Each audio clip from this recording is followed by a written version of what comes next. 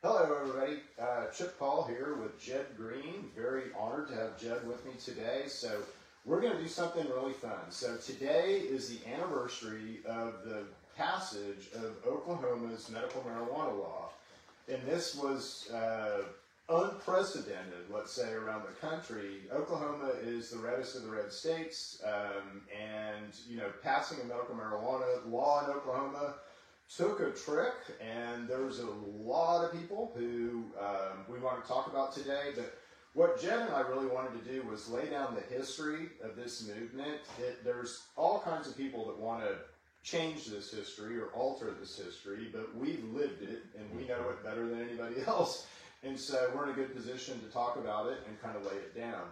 But Jed, it's an honor to have you here today, and I'm excited to do this with you. Yeah, absolutely. I appreciate you, having me pop on. I mean, it's definitely a historical day for, I believe not just for folks here in Oklahoma, but for folks nationwide. State Question 788, which was an initiative petition. Bunch of folks, yourself, others, after many attempts, were able to get enough signatures to get it on the ballot, and the really impactful thing is that the program itself was so different from the get-go. Having seen what wasn't working and what wasn't providing access in other states, it's something that kicked it off, and it ran pretty wide open. Anyway, it had a broader impact outside of Oklahoma. We'll say that. Well, and one of the things that you just said, and this really what, I talk about this and people think, oh yeah, whatever, Chip, you're just, spewing stuff. But the 2014 petition that we ran, and again, we're going to talk about all this history, we're going to talk about all the people that have participated in all this, but the 2014 petition that we ran looked a lot like Colorado's law. California's law. And the difference between 2014 and 2016 was dramatic. But that was all lessons learned. That was all like, gosh, Illinois really screwed this up. And, Florida almost got their thing done, and kind of what held them back. But what did people do around the country that really screwed up medical marijuana laws? And so this is how we got the no medical conditions, and we're not going to restrict commercial licenses. Why would we do that? That just restricts the market. Right, and the enactment clause, this goes into effect in 60 days, and the newly formed authority has 2 weeks to approve licenses. If someone said that the Capitol wants, we dropped the hammer. So, but that was the thing, it's like when you watch, say something go into effect in Maine, and 10 years later there's still nothing because of the stall. Does Arkansas have a program yet? Right. I mean, but it definitely had a broad effect, and again, first state, no limiting conditions, and really opened it up, and of course we caught a lot of grief from the establishment on the deal that this was just recreational in disguise, and well, no, it does take a doctor's recommendation, and I pose that still today, that the difference between medical and recreational use of any natural medicine or a drug is the intent of the user. Absolutely. That's it. So you ask people, why do you recreationally use marijuana? Oh, well, I like to come home at night and relax. Well, that's a medical reason. Oh, well, I like to just, kind of check out. That's a medical reason. Oh, well, it, helps me think better. That's a medical reason. So it's, it's very hard to find a real true recreational user. Right, it really is. It really is. I mean, until you get to the point of let's load up the leaf blowers and fog the room out for the hell of it. I mean, at that point you're having a good time. We had to keep some people from doing that for a while. Well, and I believe that people should have the right to leaf blowers. So, but we're not there now, guys. Funny story. Right after we passed the law, and this person will know who they are, but we had a it might have been a cannabis cup or something. It was right after we passed the law, and so it was, everybody was all excited, and so everybody was doing crazy things. But we had a major corporation CEO out with a leaf blower blowing marijuana smoke to everybody. And I got him on the phone and I said, it's not a good look. Let's calm that down. Why attorney says it's all right. My attorney says it's all right. Yeah, without diving down that rabbit hole in Oklahoma cannabis history, my attorney says it's all right. Okay, that may still not be the best thing that you've got going on right now. But what Jen and I wanted to do for you guys is kind of walk you through the history. So this may be, there's going to be some funny moments in here. There's some tragic moments. There's some, oh my, really that happened kind of moments that we'll walk you guys through. But we really want to kind of walk you through everybody that kind of made this happen, and everybody that participated. There's people that don't get a lot of credit, like Mike Pearson, would be one. And Mike was one of the first people to really stand up in Oklahoma and say, we need medical marijuana. Mm-hmm. Do you want to kind of talk a little bit about Mike?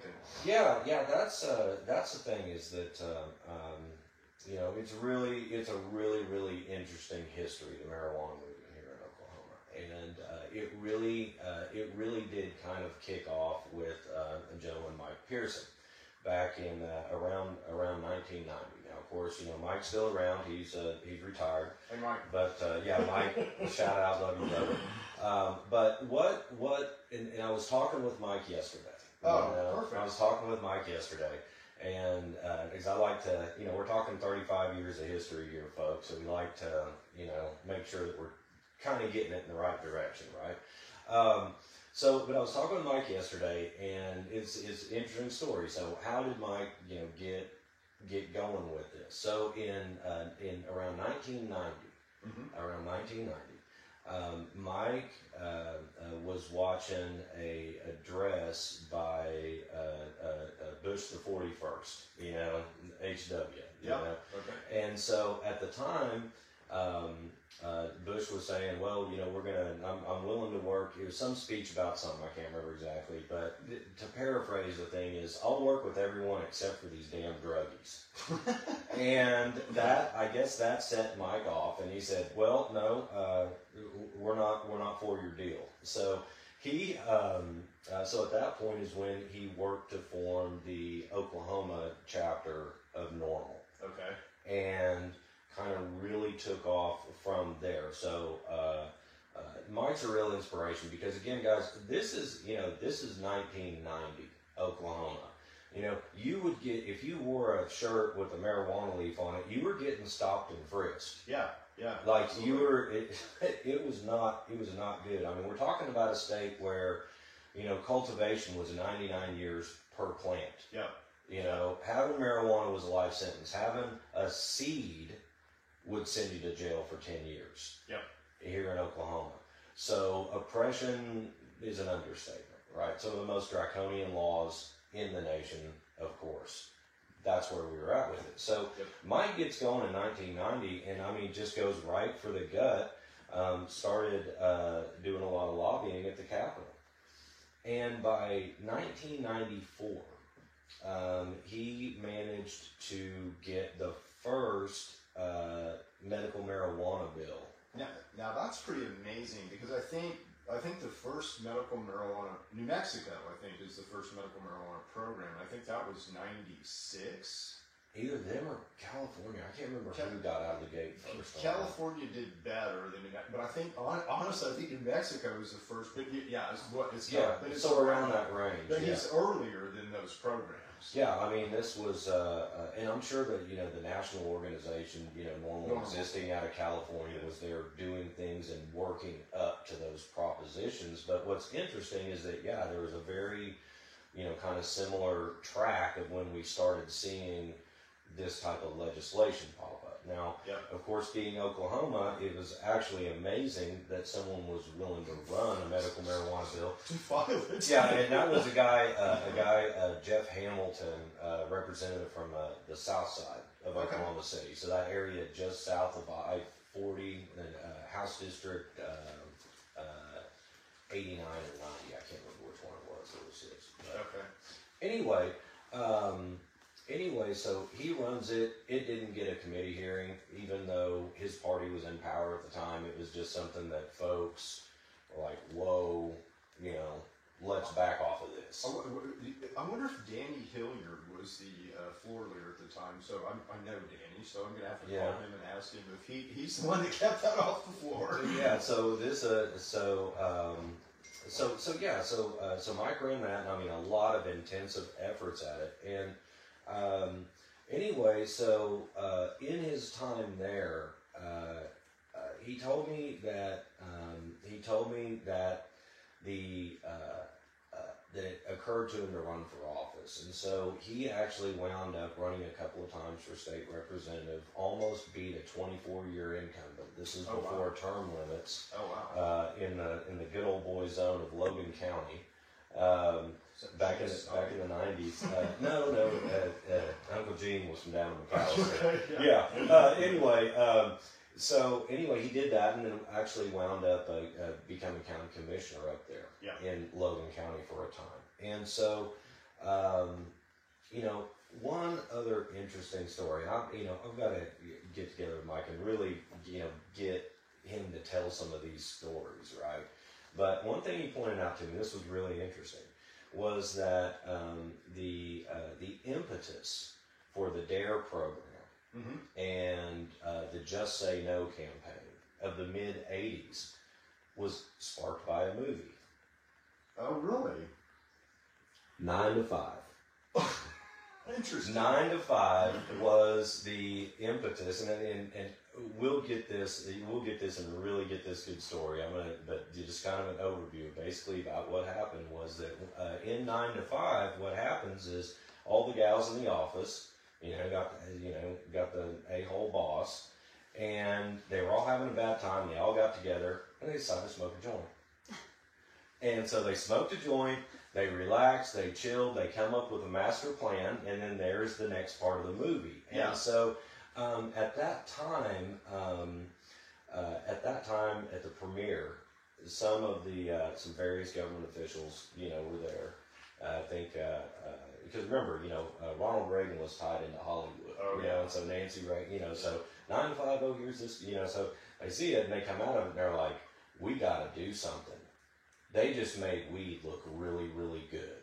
Yeah. And so that actually touched off the DARE program and the Just Say No program, which of course that sort of, animosity led, several years later to Bush making the comment that, inspired, like we're just a bunch of dirties out here, that inspired the movement to start in Oklahoma. So just really, really interesting. Cool stuff, yeah. And then, so Mike meets Norma Sapp at some point, right? Yeah, and he told me that he ran into her at something called the Peace Fest in Oklahoma City. And what it is, there's a guy, and what's really, really interesting is a lot of folks here are rooted. Mike was living in Paseo at the time in Oklahoma City. Okay. So, Nathaniel Batchelder ran a thing called the Peace House. Yeah. And so Paseo was awesome. Well, and this is the thing, is that this is where, and I personally love it because, that west side of Oklahoma City, that's where I'm from. Okay. So, and again, that area of Oklahoma City is the greenest.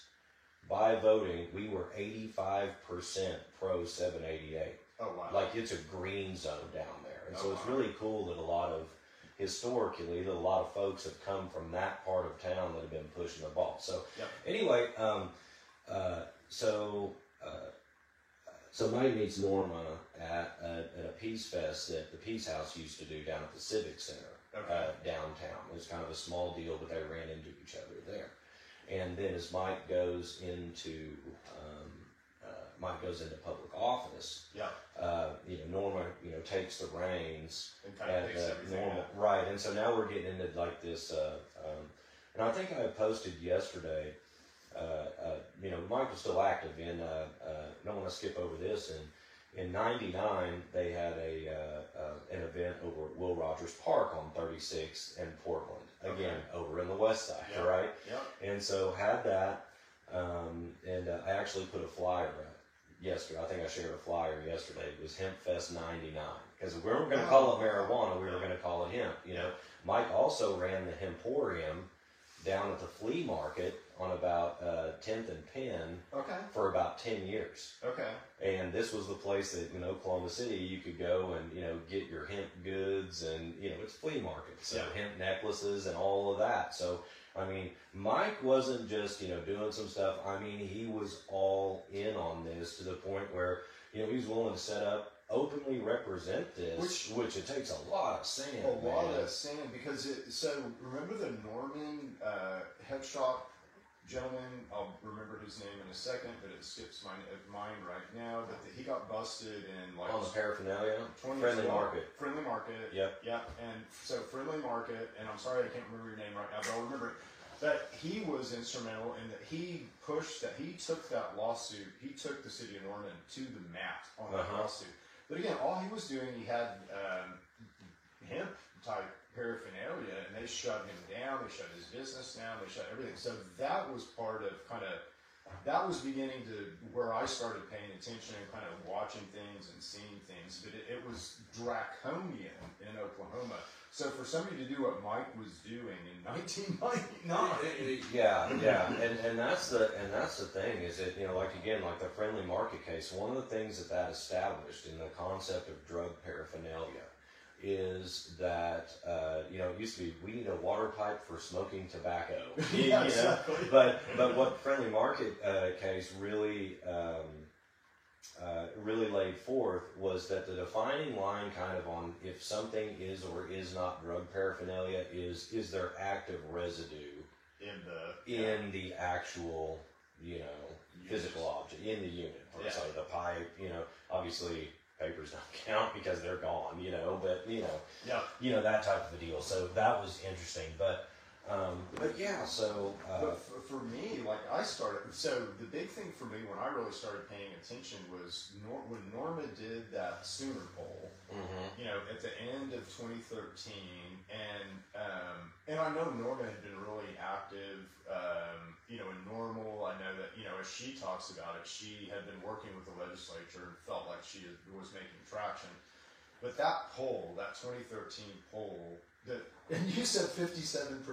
I don't remember what it was, but and that's the thing is that there was, Norma, some coming into the 2000s, Norma, I think, in a lot of, it's really kind of underappreciated, what Norma did to kind of carry things through in those early 2000s, mid 2000s. I mean, stayed active, stayed on folks at the Capitol, but it was Norma likely had an office at the Capitol. She was up there that much. Yeah. She was up there every single day. Absolutely. And so then the poll. Yeah. The poll. And so so I talked to Norma for a little bit yesterday and talked about the poll. Okay. And so what had occurred is there is a local polling outfit, Sooner Poll, run by a guy named Bill Shepard. Great guy. And great guy. Bill. And he's been around for a long time. Footnote: Bill took a lot of unnecessary shit over on 820, and we can talk about that later. But that he didn't. Anyway. Yep. So Bill reaches out to Norma and says, "Hey Norma, I'm running a poll and I've got room for a few extra questions." And, that's kind of how polls are built. You'll have multiple questions. You may have one interest group that really only wants 3 questions or another group that only wants a couple of questions. And so you can kind of cobble one together, split the cost up. Yep. So Norma told me that Bill reached out and said, "Hey, I've got room for questions in this poll. And instead of having to, this being like a 7 to 10K poll at the time, you can throw a couple of questions in here and we get that done for $2,500. Yeah. And so, so Norma ran around, cobbled together the checks. I think one person may have thrown in $1,000, but generally otherwise it's kind of 50 here, 100 there, grassroots deal. Yep. Paid for the poll.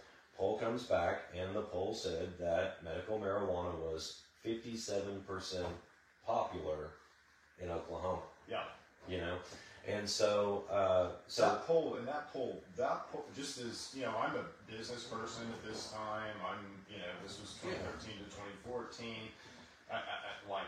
I didn't really, Cindy and I had just tried medical marijuana for what was going on with us. It worked for us, so we knew that it was kind of a medical thing, so we were paying attention. But that blew me away. That poll, when that poll came out, that said something to me. Go ahead. Well, it really did. It kind of tells you, it kind of tells you what a lot of folks already knew. Yeah. I mean, I'm someone that, had been in the legacy here in Oklahoma since the late 80s, and but it's kind of one of those things. It's one thing that we always knew, in the 80s, 90s, 2000s. We'd look at each other and be like, everyone out here is smoking weed. Yeah. Like, I mean, obviously we were kind of in a bowl in, that part of Oklahoma City, but it was relevant. I mean, we knew about all the ops going, all the grows going on around the state. As, Pearson was telling me that there was a time where the entire north bank of the Cimarron River from I-35 east was just, I mean, it had so much growing out there. Speaking of Gene. Yeah, that the marshals couldn't even clean it all up, and they just gave up. Yeah,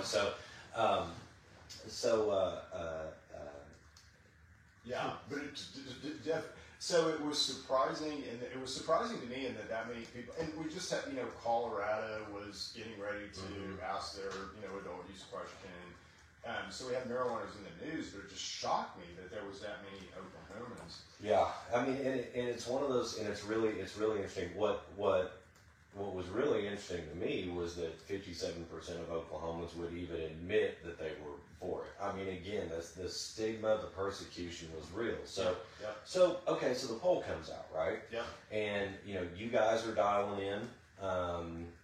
Other folks around, Isaac Cavness. Yeah. Startup organization, Green the Vote. Yeah. Isaac actually was honored on the House floor with a humanitarian award for his efforts to, do legalization, and that's cool. We posted that. Video on over on our Facebook page. But so what we start to see now is in the early 20 teens, we start to see that push, and we start to see efforts to get this on the ballot, and that's where you really came in and started to, and started pushing the ball forward. You and Cindy started putting a lot into this. So, I mean, tell us about that, because now we're into that phase where, your efforts are very, very central. So good, and so basically we saw that poll that Norman did, so, and that meant a lot. It's like, wow, 57% of Oklahomans will support a medical marijuana program. That shocked me. But then the second kind of kicker was when Connie Johnson, she was a state senator at the time. So Connie had and Connie was she's a senator from inner Oklahoma City. And she was always supportive of marijuana, but she had a rally, and kind of after that survey came out, everybody's like, wow. So she had a rally at the state capitol, and I think they got 2,000 people, and this was January, March 2014.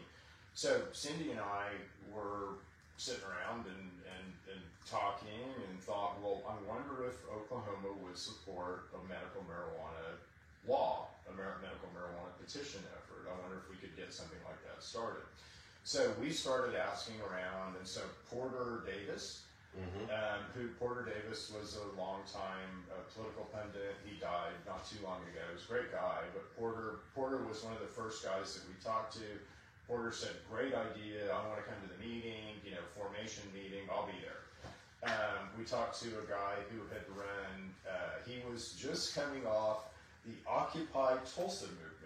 A guy named Frank Groh. Yeah, Frank. So we talked to Frank. We said, Frank, we want to kind of come to this organizational meeting, and we're trying to put together this group. So Frank was all in, and then a lady named Lisa Dower, and Lisa had an organization. I can't remember the name of the organization now, but she was head of a pretty good group in Oklahoma that was parental rights and kind of our ability to sustain ourselves with food and things like that. I'll figure that into the organization in a minute. Anyway, she was kind of representing that organization. So we have this meeting, there's 5 of us, and so we're all sitting around talking, we're hashing it out, should we do this, should we not, you know, if we're gonna do this, we're gonna have to get something out by May, do we even have time to do it, and, you know, so let's take a vote. So we all looked around, and we, you know, raised our hands, so Cindy and I and Frank Grove said, yeah, we're ready to do this, and Porter is out, and Lisa Bauer out, you know, but they will certainly be helpful, but they didn't think we had time or anything, so we decided to do this. But one of the first things you do, okay, well, so what petition are we going to run? Because again, you have to put together what you think is going to be the anticipated law, and so we didn't want to make mistakes, we didn't want to screw that up. And so start picking up the phone and, well, you know, who's a constitutional attorney who we can talk to in Oklahoma who's ever written one of these things? So that was really, we couldn't find anybody. We ended up taking California's law and modifying it quite a bit, but it would have been, that first petition would have looked a lot like what California had at the time. We would have had medical conditions. There would have been a way to get a card with kind of a pain, you know, so you kind of have pain out to be able to get a card, but we would have had medical conditions. So, you know, and again, I you know, put that one together too. That one was horrible, so thank God we didn't pass that. But that was what, so we started, and it was shocking when we kicked everything off. We were in Tulsa. We had Tulsa really well organized, but we did not have Oklahoma City well organized. We didn't have the western part of the state organized. The South was kind of organized, but we were using, let's say, you know, the Occupy network, if you will, the kind of the real extreme left network to organize everybody. And that kind of worked, but it didn't work as good as what we kind of did in 2016. Isaac showed up, really interestingly, we were unsuccessful in that effort, but we were... And this was the 2014 effort? Right. And one thing, one thing here, you had mentioned that Connie, Senator Johnson at the time, you know, had this rally, and that was surrounding a bill that she filed, and started pushing. And like you said, all of a sudden, you know, historically, a lot of things that Mike did or Norma did, you know, you'd be doing good if you got 30, 40 people show up and be willing to say, hey, we support this, and risk getting pulled over when they left. You know, so anyway, that was... there's pictures of so that was rallies that we did, and this was during the petition at the Capitol, and there's, you know, 200 people there, and that was a lot of people. So it was really kind of a breakthrough moment that Connie was able to inspire there in 2014. So the 2014 petition effort was unsuccessful. And so what happened next? So we knew that we knew that we could get it if we had proper planning. So we were shocked at, let's say, how successful the 2014 effort was, even in its unsuccess. So we got more signatures, and we thought we got more signatures in 2014 than we got in 2016. Yeah, you were just, the deal was 2014 would have been a constitutional amendment, and so the signature bar was higher than what it was, but you actually, I mean, about how many signatures did you get? About 100,000. About 100,000. So 30,000, let's say, more than we got in 2016. Which is a big deal, right? And so everybody was aware of that effort in 2014. Everybody kind of, you know, wanted to sign the petitions and all that. We made a lot of mistakes. We weren't well organized. We had it written as a constitutional, which we didn't want at the time because nobody knows what we're doing here yet still, although we're getting a better idea. But all that happened. So we knew that we were going to petition again. We absolutely knew that the same group. And to Cindy and I, again, I was a business person. This was not something that I really wanted to focus on. I had a business, a successful business. I did not want to get sucked into this effort. But I agreed, you know, okay, we'll do it again. I mean, we need to do it again because we likely will get it. And we were going to petition again in 2015, but we decided not to. And that's when Green the Vote really showed up. So we had a lot of our supporters and stuff that said, hey, we want to petition again in 2015. We think we can get this. So Isaac kind of popped up, and he led that whole effort. So Isaac, you know, kind of took that lead on the next effort in 2015 and that next stab at it. So, And so they ran that petition over. It wasn't the best time to petition, you know, and so they made a lot of mistakes too, like we did. But they basically petitioned over the Christmas holiday, which was kind of a bad, it's not really the best time. Tough time, yeah. Tough time. But they still kept the activity alive. And so when we decided to petition again in 2016, and we had our act together better, we had Joe Dorman had just run for governor as a Democrat, and he got beat by Mary Fallon, who was the incumbent.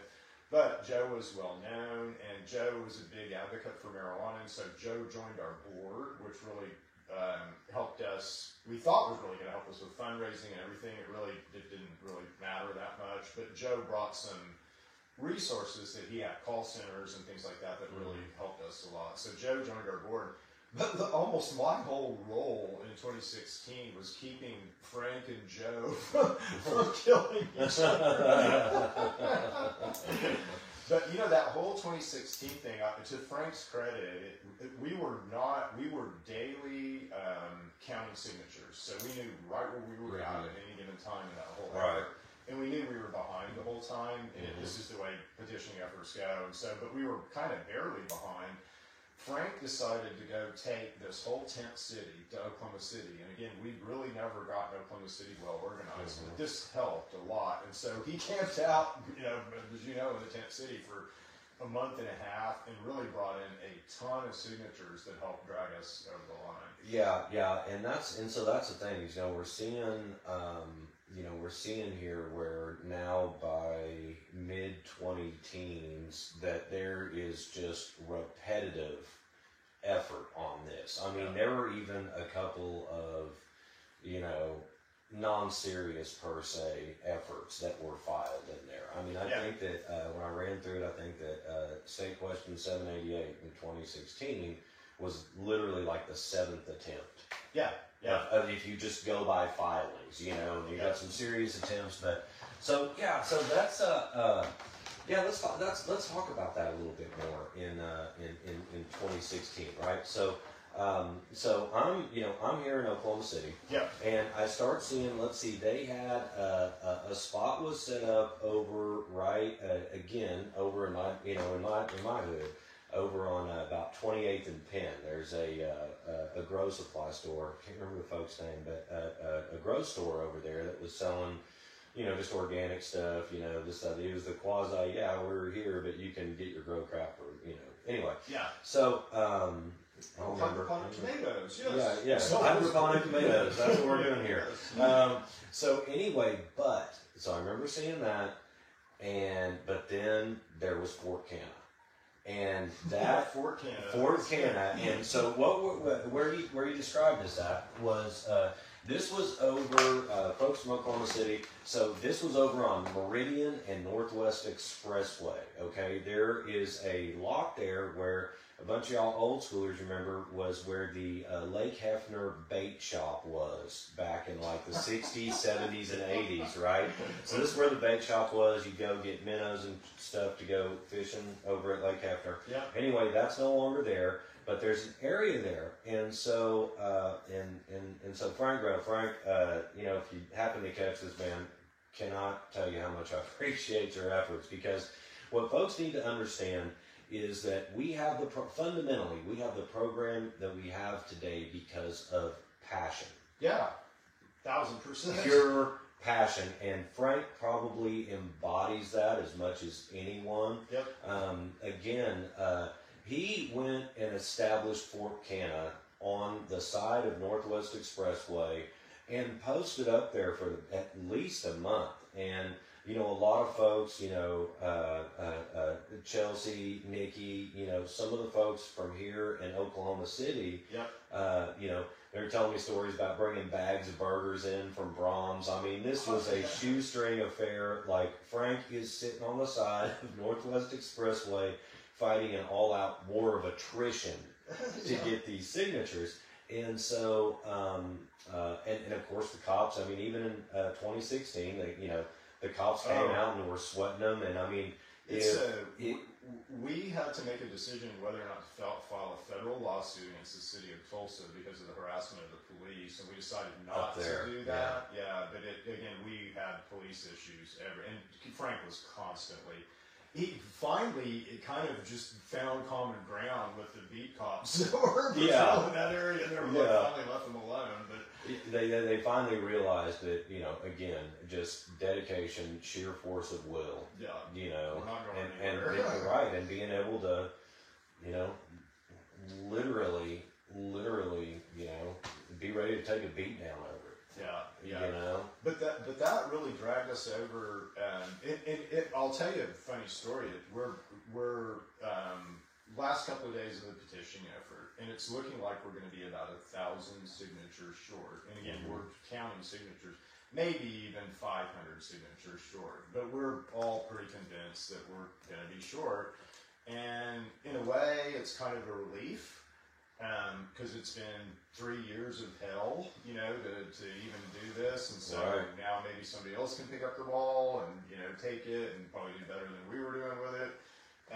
But in a way, you know, it's disappointing. We worked so hard for it, and somehow on that last day, we got in enough signatures to not only get over the line, but get over the line almost by 1,000, which I don't know how no one challenged us. I really still don't know how no one challenged us, but you know, we made it. So we made it barely, and you know, it stuck to Cindy and I like the glue that it is. Yeah. You too. yeah, definitely. Well, that was really interesting. You know, some over the last few years, some of the, you know, post-mortem conversations that I've had with you know, folks involved in state government and such, is that, and this is interesting, is that this is where the trend kind of began for the state coming back and trying to make the petition process harder. Yeah. Oh, absolutely. You know, I mean, you know, elected officials don't like people exercising their power, and yeah, it's one of those things where if they, if a entity had decided to challenge those signatures, that, you know, likely they may have knocked it off the ballot, but, you know, without going all off into it, you know, it's pretty safe to say that the folks that would have challenged it decided not to challenge it because they firmly believed that they would defeat it in the polls, and running that campaign's a lot more lucrative than running a signature challenge. Yeah, you're right. That's interesting. I hadn't really thought about that. But you know, that when all that happened, we thought we were going to make the November ballot. So we thought we were going to be on the Trump 2016 presidential ballot, and because we were down in August, right? So we were down in August, all of a sudden in August, we're like, yeah, baby, we're going to be on the ballot. We didn't get challenged through the signature count. We're going to be on the ballot, and the Supreme Court, you know, we got challenged on the ballot title. Right. And this is such a great story. I love this story because A.G. Pruitt at the time, who ended up becoming the Secretary of the Department of Interior, right, or Department of Energy, maybe. I think he ran the EPA. EPA, yeah, he ran the EPA. He was sent to the EPA to dismantle the EPA. Exactly. But Pruitt, he's a big states' rights guy, right? And so he's literally taken Oklahoma as an AG through all this states' rights stuff, all these states' rights cases, states' rights.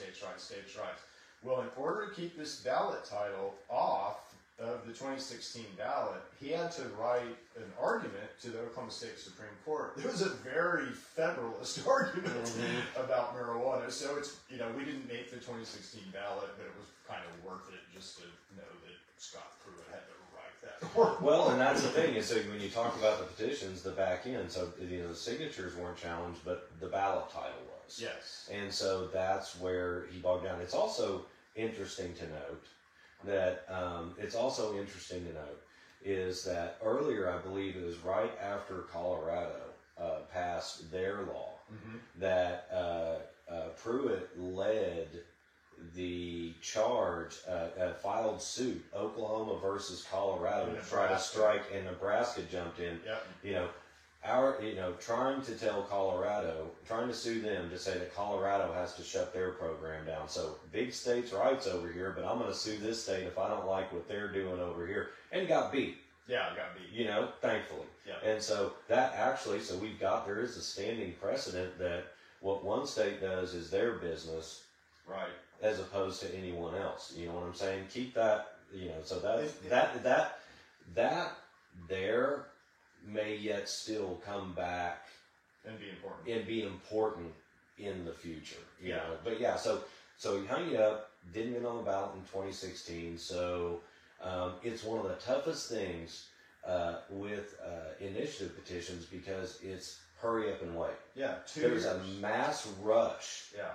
To get after it, and then you have to sit there. And I mean, when you're talking about political movements or any movement, I mean, their hope was that you had momentum, stall you out, keep you out of that ballot. They were probably figured that you would have a better chance of passing it. Right then. And, again, the political calculus, they're like, oh, well, the presidential general, we don't want it on there. We don't know what's going to happen type of a deal. Yeah. And, it was interesting, too, as we approached 2018. So 2017 was kind of 2016, very exciting. We didn't make the ballot, which was sad, but we got a lot of press, let's say, out of that, so we got a lot of media out of that where we weren't going to get screwed over. And that was my fear, was that somehow they were going to take this away from us. They weren't going to let us vote on this. They were going to screw us over in some way. So any time I could get national media attention, I was out trying to get national. But I got a lot of national media attention over that because that was unfair, it wasn't right. And so I felt like we had some protection, for the program. So the 2017 was pretty uneventful until the end of 2017. Now, you've got to think about, there was just one organization kind of doing this. A lot of people were helping, and a lot of people were adding, let's say, to the support of this organization. But this organization was just the organization that Cindy and I had, called Oklahomans for Health, in which Frank Grove was a major part of. But the fact that, I'm a MAGA guy, right? So I'm as soon as Trump got on that escalator, I wrote him a check. So I'm that much of a MAGA guy. And Frank Grove is, again, he was the founding member of Underground, Occupy Tulsa, BLM, all that. So he's kind of we're extreme opposites politically, is the point. But somehow we managed to not kill each other and keep the organization together and, keep kind of rowing the boat in the same direction until the end of 2017. Right. And then that all kind of blew up. And so Frank really started another organization, and there was kind of some bad blood, let's say, that happened during that time. But ultimately, it didn't really matter because we're all, kind of going at this, and we all want a yes vote, and we're all going to be working toward a yes vote anyway. So, but everything kind of got scattered to the four winds in the fall of 2017, and that's literally when you really became active and started really kind of getting everything together. And what you did through your group really was instrumental in getting the election passed, I think. I don't think we would have had the success that we had in the election if it weren't for everything that you guys were doing. So do you want to kind of talk a little bit about 2017, early 2018? Yeah, sure. So,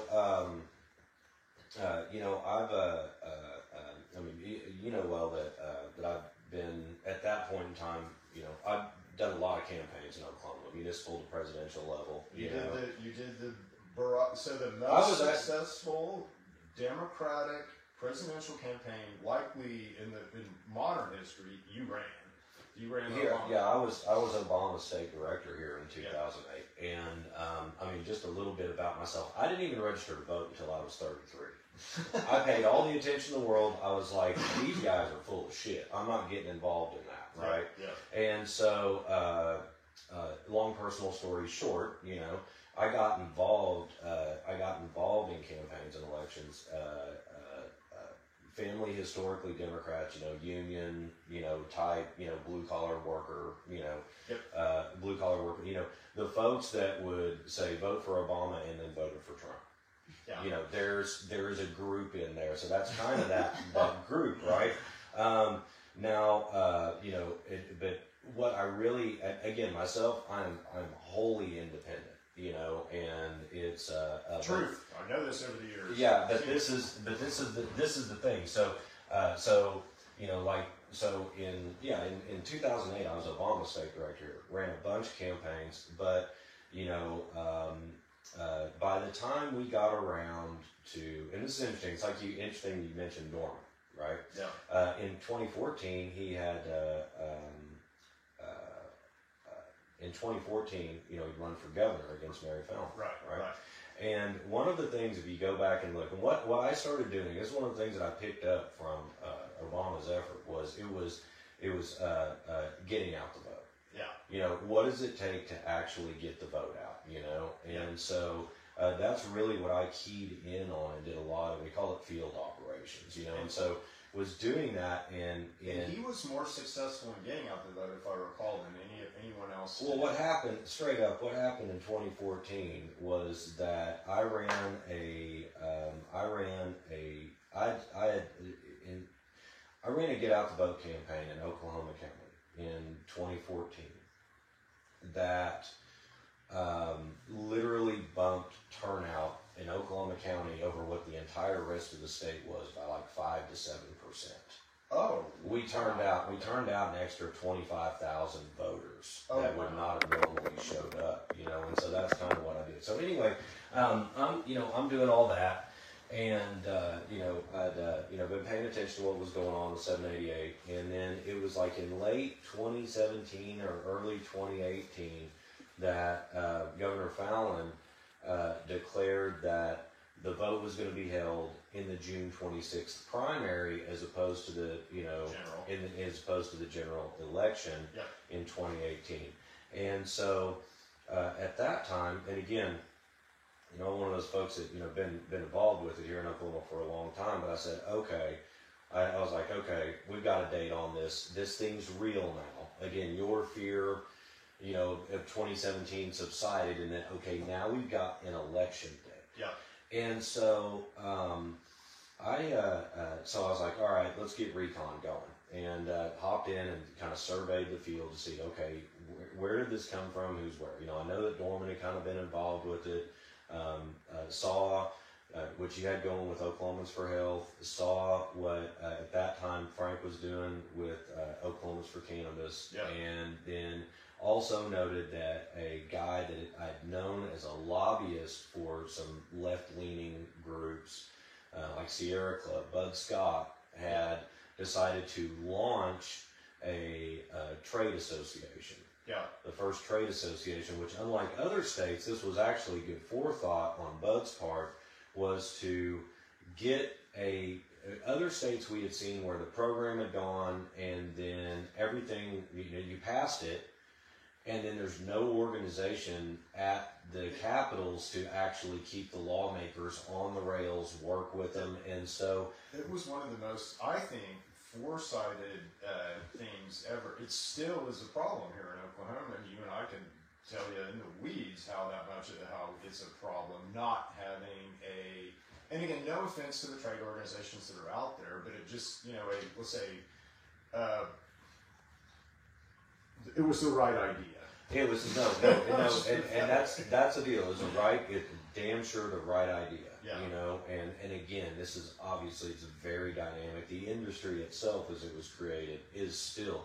Again, if you want clarity, don't look to cannabis. Right, exactly. Unless it's for your personal health. You know what I'm saying? Business-wise, there's no clarity here.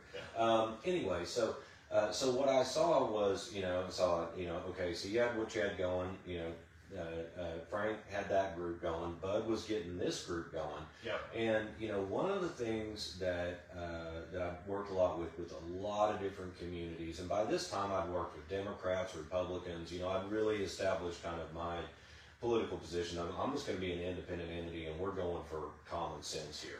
If it's a issue I support, then I'm all in, right? So what I saw. And this is where I was glad to be able to lean on that experience, was that it was obvious that there were two things that were obvious to me. One, that the support was there. Mm-hmm. Two, I knew we had the votes. Yeah. Okay, I go back to my comment earlier. I'm like, man, everyone smokes around here. Yeah. Okay, it's there. But again, this is an underground. This is an entire community. This is several 100,000 people in a state underground. Right, that are actively underground. Okay, so what I saw was, and this is where I was, grateful to be able to come in and lend my experience, that couple of decades of experience to this, was that, when you do these things, I knew that we had everything that we needed, but it was how to get it put together, and then also knowing what the opposition was going to do. Yeah. Because, being involved in those wars on other issues, the opposition that was going to form to this, which is basically going to be your district attorneys, chamber of commerce. The Langford letter. Yeah, the establishment per se. Right. They were, what they were going to do is that they were going to come in the last 3 to 4 weeks of the election, drop $1.5 million, $2 million on it, and just try to blow it out of the water with negative, all that type of stuff, right? So the thing to do, and that's what, in short, I did, was to reach out to everyone.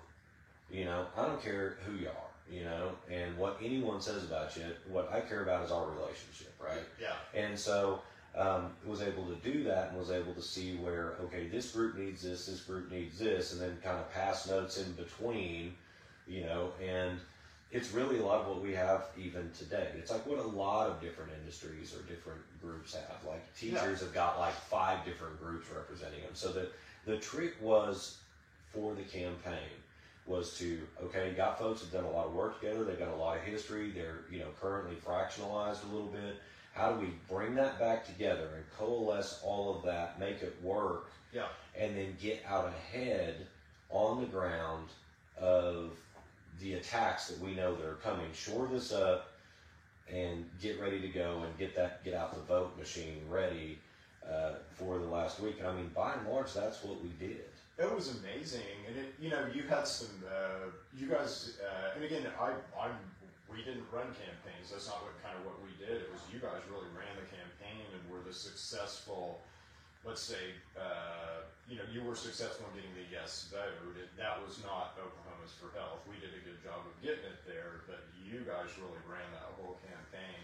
And a couple of things stand out in that campaign. And again, everyone was doing what they could to drag that across the line. But the Langford letter, a couple of things I want to ask you about. The Langford letter's one. Were you surprised at the softball of the advertising with all the Reefer Madness? It kind of made it easy for us. The nose advertising really kind of worked in our favor, I thought. So those two things mainly. So the Langford letter I thought was just masterful in how that was answered, and that created probably 5,000 vote swing. So mechanically, a couple of different things. So it was obvious that we were going to get heavily outspent. Yeah. But that our strength was the people. Yeah. The strength was the network. I knew that we had the votes. I mean, you go back to the poll when it says 57%. Even that, much less your sense, right? So the number one thing with this issue was that there's no real, one of the advantages you have when there's no real persuasion is that I already know that people are either a yes or a no on this. Yeah. There's only 5% of the populace, that might be undecided. So we don't even worry about them. What we need to do is make sure that all our people know that this is the vote on this day, that this is being voted on this day. And that's why the yard signs. So we went at this two ways, social media and field. And what we did was, and again, like you said earlier, y'all are a lot more organized in Tulsa, but there was no really organizational strength here. Well, fortunately, I've been doing that for over a decade and was crushing turnout records down here. So what that looked like and the way we did it was we literally lit bombed like every door in Oklahoma, like 35% of the doors in Oklahoma County had literature the last 2 weeks saying, this is the date. The yard signs, this is the date, right? Now, so what we were doing there, though, is we were making sure that we were all talking. Yeah. And that everyone was talking. And what I did was to counter what we knew, the Reefer Madness we knew. They'd already put their talking points out 3 months earlier, so you could see what they were going to say. And what we did was we did the work, we did the research, we started really working to earn media, dropping press releases out to counter their message and say, hey, they're saying this is ridiculous, here's why. And started that barrage about 45 days out. So by the time that their ads started running, even the news outlets already had the evidence that they were full of shit. There was one, it was hilarious, where there was Trinidad, Colorado. right. There was one time, I think it was on Fox 25 here, where there was a no ad was run, during the broadcast, and then the segment comes back, and there's a literal report on, okay, yes, campaign saying this, no campaign saying that. They're saying this, but it's total bullshit, and here's why. Yeah. Right? Yeah. And then the ad runs again. So we literally basically managed to counter about $1 million worth of ad buy with $1 million worth of earned media, which is again just us out there spreading the truth, people, speaking up. Were you surprised? Were you surprised when and again, we'll say the deep state in Oklahoma has done a lot to wreck this, which we're going to talk a lot more about in a second. But were you surprised that that the ballot itself, that 788, was on its own piece of paper? Well, that was really interesting because again, it goes back to and this is where it points to. This ultimately was the most successful grassroots operation in state history. Yeah, maybe ever in the nation. It's possible because this was volunteers that got it on the ballot the first time that's ever happened in the state, and then it was just it was the biggest grassroots flex, at least in Oklahoma history. Yeah. And so and to that, there are a ton of people. We've, especially with 788. Yeah. That, we've kind of talked about, here are kind of some of the leaderships, but there are so many people, and again, when you talk about what really fueled this. Yeah. And you can't. 788 was not an industry fueled thing. This was not TrueLeave in Florida dropping $60 million trying to get wrecked. This was people that believed, and this is people that were here for a real thing, like the Warrior family. Yeah. Jackie Warrior, as, those stories, Chelsea Chelsea Kennedy, Nikki Weed, right, Ron, one of the things, and that was another thing, is on the campaign, something that Sean Jenkins, had helped to organize was, did a bunch of video of people telling their personal stories. We're talking about Cody, who was a vet. Tiffany suffered with MS. Sean, kids, epileptic problems. Ray Jennings, cancer. Yeah.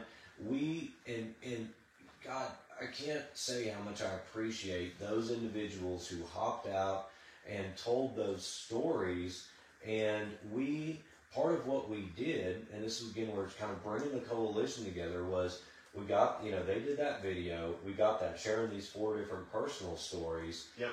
And about 4 weeks left in the campaign, we got those dropped down to 30-second clips. Yep. And I put those out in a press release to all of the outlets. And, part of it was to get it out there to the degree we have. The other part was a pump fake that we might actually go up on TV with this. Yeah. And the underlying theme of this. And we didn't have any money for TV. Of course we didn't, but we had social media. We had killer social media. And this was one of the first things where it really showed that social media and out in the field is going to overcome TV, So, but we put it out there. What was interesting was that actually baited an editorial response from the Oklahoman talking about, well, this is really bizarre. They couldn't, because the message was clear.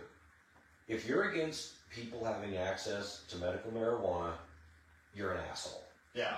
That was it.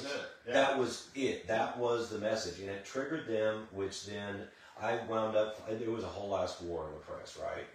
And I wound up putting a press release out shaming the Oklahoman and calling out their colleagues to set them straight, and that's what really touched it off. Yeah. And it it was something else. But again, there are so many people, you know, Ronnie, Joshua, you know, there's so many people that are the ones who, I mean, at the end of the day, it's the strength of the grassroots. Yeah. It's all the shoots from the grassroots, and it's the people that have the passion. You know, any of y'all that are watching, thank you so much. If because you set a booth, if you got one signature, if you got out and voted, if you did anything, you know, good Lord, this happened with all, even if you just, you know, thought in your mind, this is a good thing to do. hell, even if you just showed up to vote, Yeah. thank you. Yeah. You know, and I mean, that's the thing, and that's, you know, and that's still real, and that's still there, Oh. you know? Yeah, we'll talk about kind of some how this lingers into existing politics in a little bit, because we've just had some really interesting things happen here in our primary Right. elections in Right. Oklahoma that are an extension of really this grassroots that we built, and this grassroots that wants to get things right here in Oklahoma, doesn't want a bunch of crap anymore. You know, we're tired of the crap. But anyway, so we passed the law. It's the greatest thing in the world. I've never been so excited about anything in my life. It was just the most amazing moment for me. And then within 30 seconds, 30 seconds, they tried to screw it all up. Yeah, it did not take. I mean, the first thing is that the establishment here in the state truly did not believe this was going to pass. Correct. And, you know, then we just smoked them. Yeah. And then it passed. And all of a sudden, and I mean, that's the thing, is that there were efforts ongoing through the spring to, hey, you know, our position is we're going to pass this. You guys need to be ready for it. Because, again, you know, 788 was 5 pages. And while we are minimalists ourselves on laws and regulations, there's no way to have a industry of this size without further regulatory structure, right? Statutes. And so we're trying to work with them on that. And I mean, there was some, you know, there was some movement there, but they didn't take it seriously. They actually left session 3 weeks early that year. You guys really wanted a special session. Mm-hmm. And I really didn't want a special session. I wanted, and again, that was naive and stupid now looking back, because we needed freaking standards and we needed regulations. But we were kind of opposed, let's say, to that special session. But that was, once we got on the same page, which took kind of through the end of the summer, but once we got on the same page, then things have, you know, it's been useful. Let's just say. Well, yeah, and that's the thing, is that's one of the things, is so we managed to, you know, get the coalition together, everyone generally rowing in the same direction, some, of course, internal kerfuffles here and there, you know, but we achieved the goal. Bearded cannabis. We pass it, yeah. So we get that done, and then, like you said, it doesn't take but like less than a week, and the state has already moved illegally to attempt to shut the program down through the Board of Health. Licensed pharmacists. Like, I mean, the corruption came instantaneously. And so, now the good news is, however, is that apparently they didn't get the memo from a week before, and when they did that, I mean, all hell broke loose. All hell broke loose. And you never have the state attorney general get involved in things like this. there is, I'll tell you right now, there is literally a feature-length movie that can be made from what occurred, you know, the following 90 days, you know. And so there really is. And so the, you know, the thing is, though, is that, yeah, so that's when we started to see, so the goal is accomplished. And then you've got division on, you know, should we go into, you know, do we need to go into special session to do this? Again, we had a 60-day enactment clause, and again, this is what caught them so off guard, was it was the oh shit moment for the state, where they thought strategically that putting it in the primary would defeat it. Yeah. And so then once it succeeded, they were looking at, okay, this is June, like, we're issuing licenses by September 10th. And they did.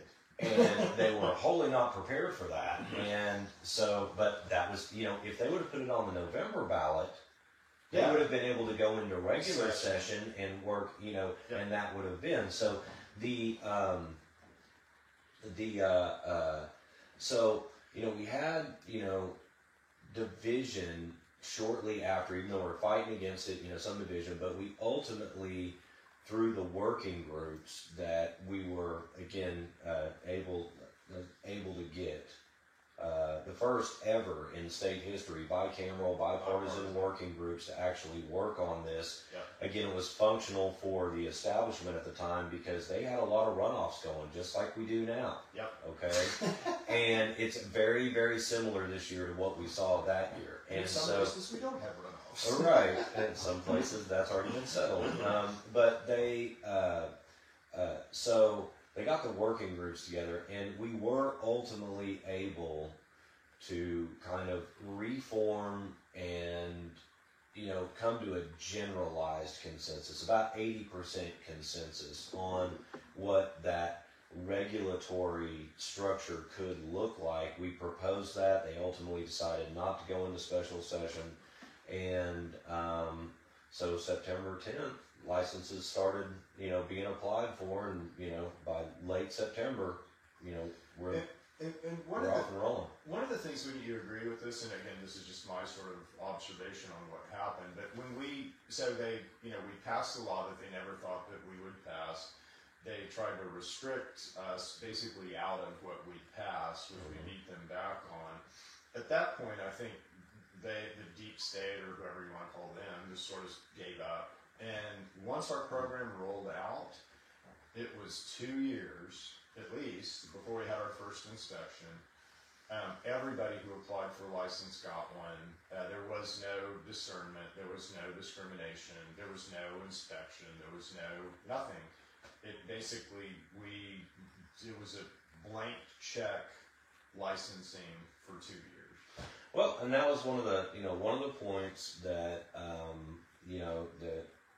that I know I worked, to make abundantly clear to the powers that be in the states. I mean, again, I've worked with a lot of these folks. I mean, I've got, generally got relationships. I mean, I can fight you on 3 things and work with you on 5 things at the same time. It's the nature of, politics, right? And,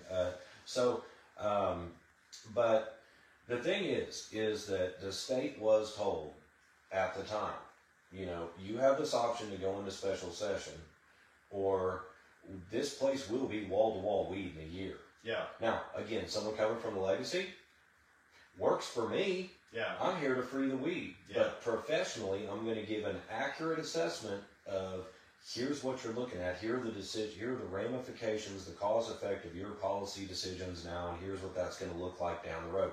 You guys make the choice. I'm not telling you what to do. Yeah. I'm going to tell you what the hell's going to happen. Yeah. And you can do with it what you want to do, right? Yeah. I've got my preference, and again, it's wall-to-wall weed. Now, so, but I'm going to tell y'all that's what's going. You got the option. Here's what this could look like, right? So, the thing is that what we saw is the state, and again, we have to acknowledge that there was a handoff of governorship that year. Yeah. So our current governor, who in a lot of ways was propelled to the governorship by State Question 788.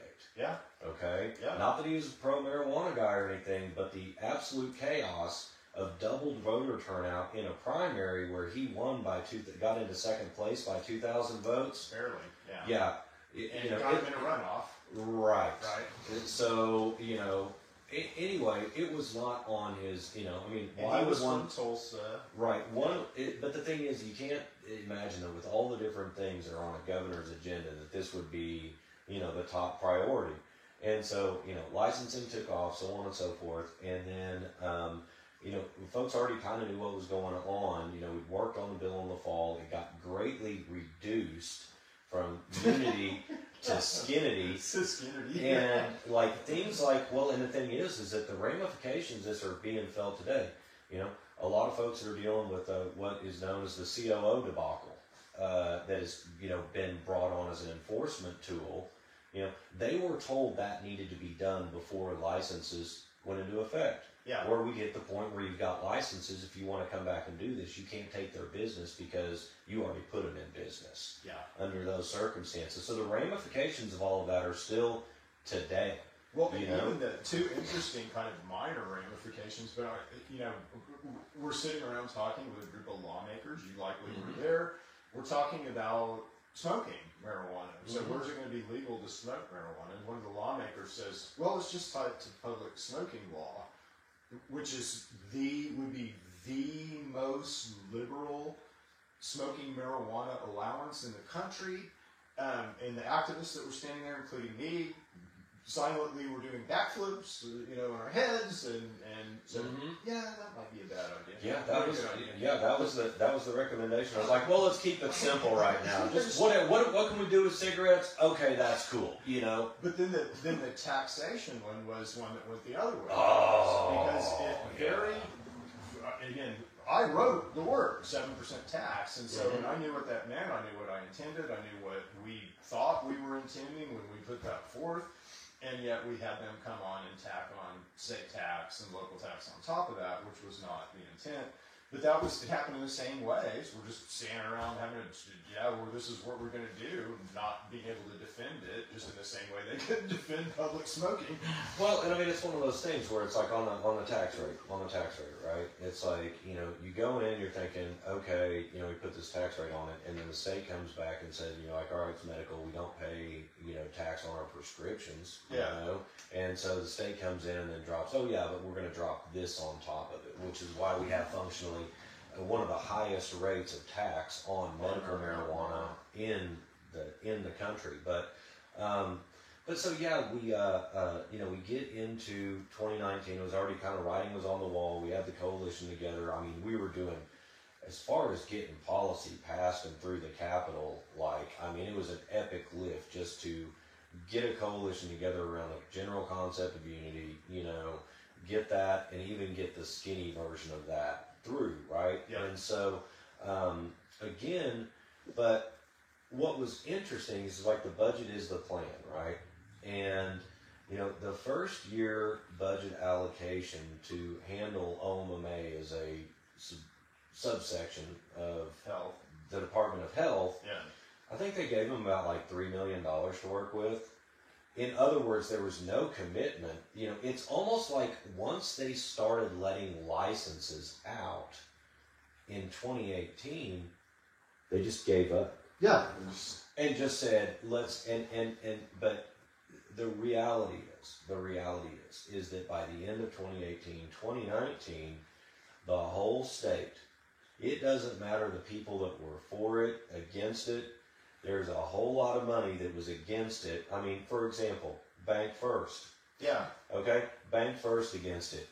Who's the only bank that you can actually remit your tax collections from a dispensary to Bank First? So they're in on the action, Yeah. A lot of the oil and gas and different folks, a lot of these people, all of a sudden, it became real, licensors are let, and it's a green rush. Oklahoma City Everyone loses their damn mind. Oklahoma City Chamber is always an interesting organization, aren't they? It really is. I mean, well, it was interesting that, your tribe, the Chickasaw, dropped $250K against it. And that again goes to the strength of grassroots, and any of the other grassroots organizations out here. Something that we want to note, and again, we've seen a little bit of that, but our grassroots organization went up against the entire everything. The entire power structure, the man, whatever, they were all there against us. It didn't matter. Farm Bureau, the barnyard folks, the Chamber of Commerce, Oil and Gas, State Medical Association, literally everyone. And we crushed them. Yeah, exactly. So the thing, perhaps still. Well, and the thing is, so it's like we got into this green rush mentality, and then we've seen, and for the purposes of this, I really don't want to, go through and just dissect who did what, how we got allowed. But I will just say one thing. The way that this program was rolled out after we passed it, the way that licensing was handled, that was wholly,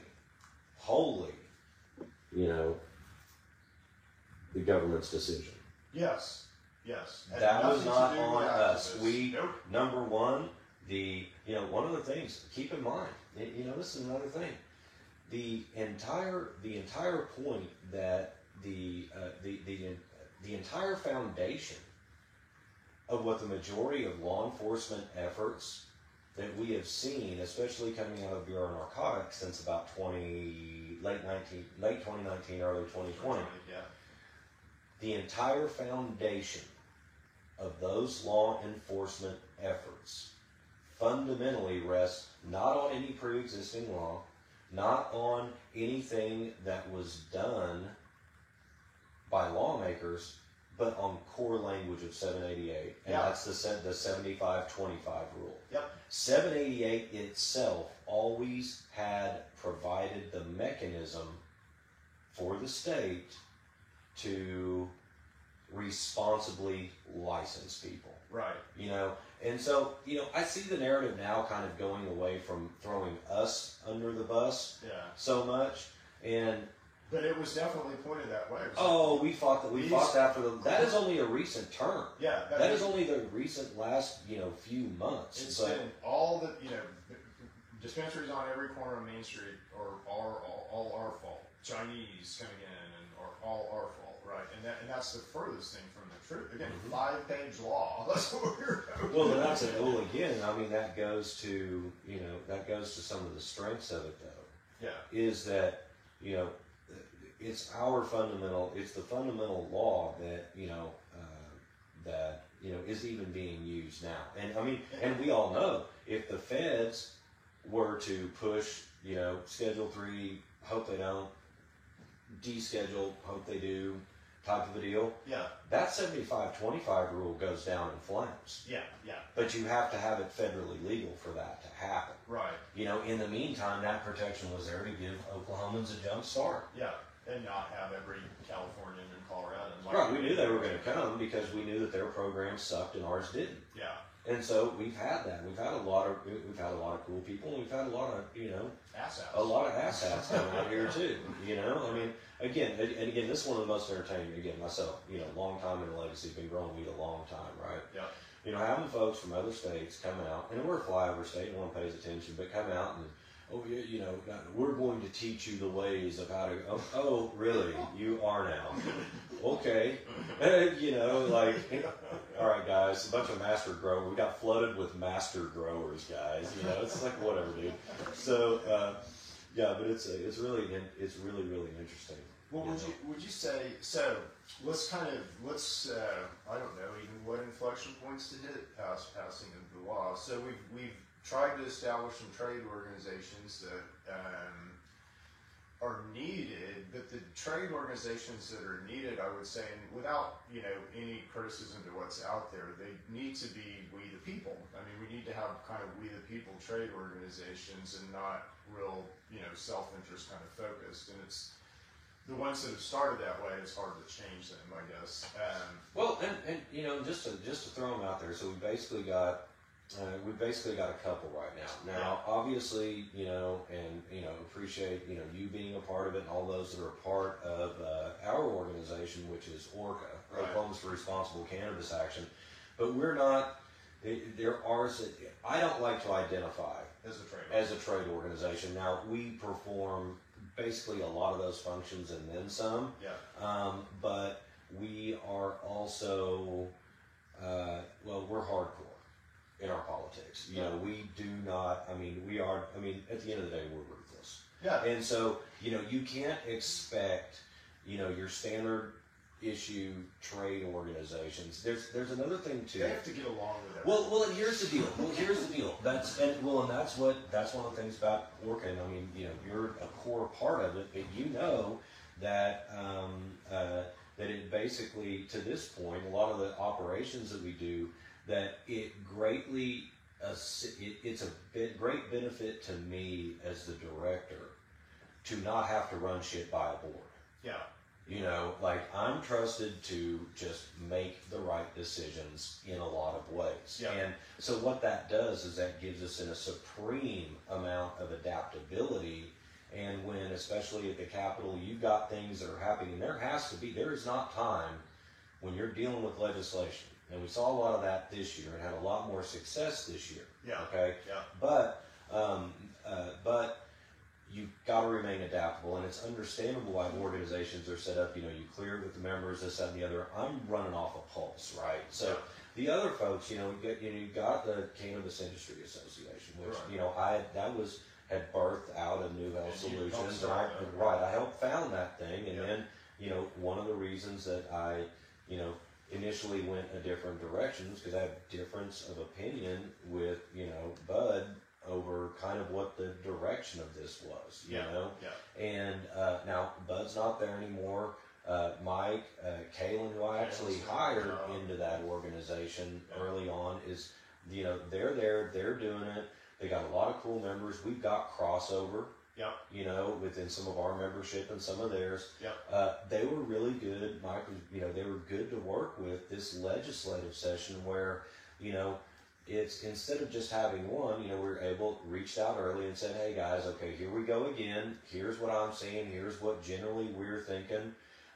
Just know, because I like to establish this right out the gate, here are red lines. Yeah. You already know what's going to happen if those get crossed. So are y'all okay, no red lines? Okay, good. So what we can do to work together, and then there's a recent. Would you say that Orca kind of represents, if we had to capture that we the people voice and put it in an organization, would you say that Orca kind of captures that as best as anything that's out? I would. No, it absolutely does, because one of the things that and again, we're very, very tied in. Always been real grassroots. It's like we're, advocacy is kind of like the middle ground between activism and lobbying, right? Yeah. And so, but we are, because fundamentally, our goal is cannabis freedom.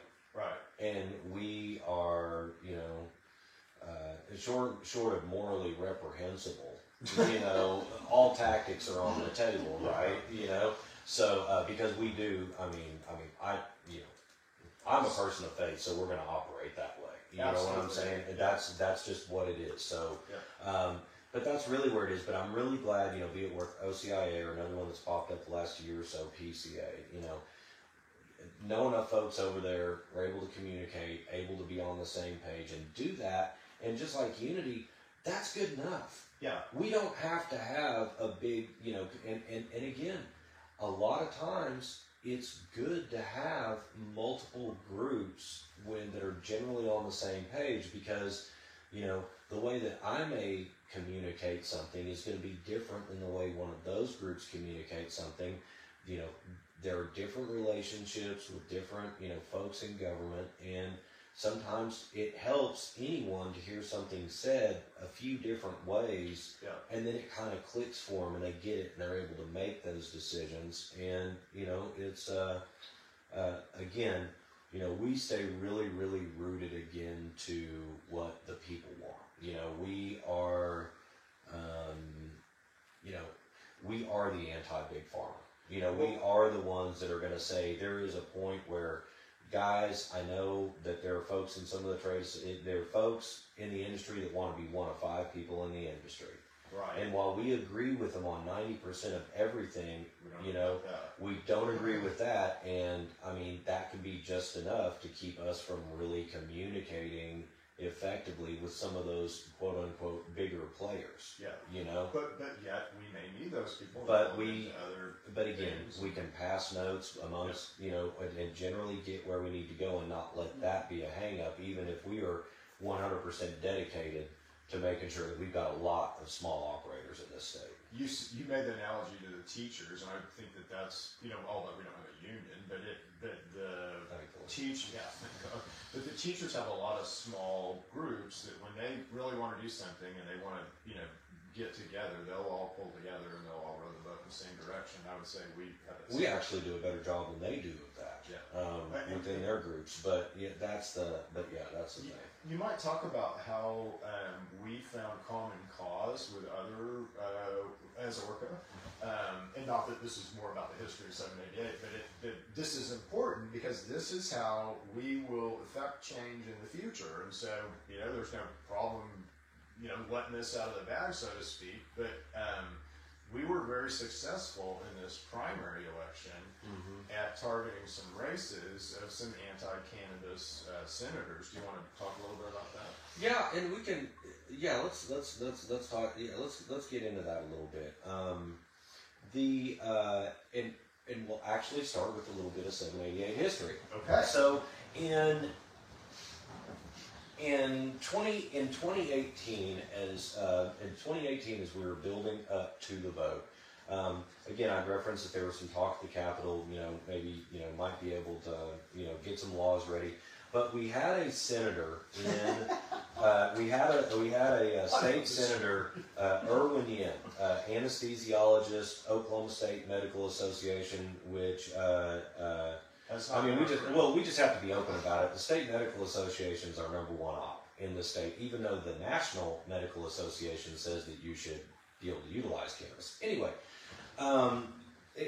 so there was a senator, Irwin Yin, that was working to run legislation that would have had 5 conditions that, which basically all of them had you a week from death before you could access medical marijuana, and really actively pushed that. Well, so pushed it to the point where it got through committee. Well, and the thing is, and that's what's really interesting about these state medical association-backed candidates, is that they tend to piss off a lot of people. So Irwin Yin was also pushing. Yeah, that'd be awesome. Thank you, son. Oh, thank you. We needed that.